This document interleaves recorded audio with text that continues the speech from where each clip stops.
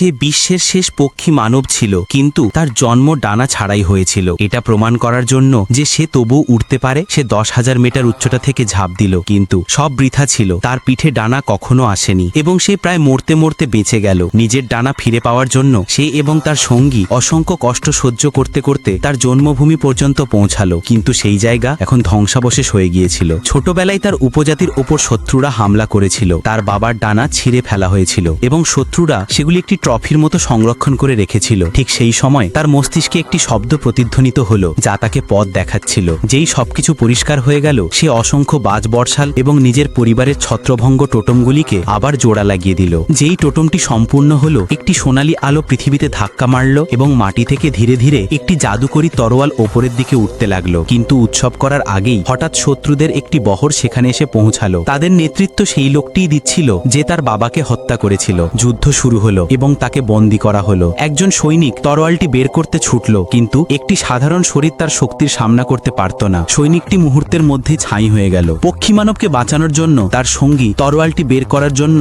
নিজেকে উৎসর্গ করার সিদ্ধান্ত নিল। যেই সে তরোয়ালটি বাইরে বের করলো, একটি ভয়ানক শক্তি ফেটে পড়ল, যা পুরো যুদ্ধক্ষেত্রকে ধ্বংসাবশেষে পরিবর্তিত করে দিল এবং সেই মহিলা আকাশ থেকে নিচে পড়ে গেলেন। শেষ মুহূর্তে তার বংশের রক্ত জেগে উঠল এবং অবশেষে তার ডানা বেরিয়ে এলো, কিন্তু তরোয়ালের শক্তির শিকার হয়ে তার সঙ্গী কাঠের একটি টুকরোতে পরিবর্তিত হয়ে গেল।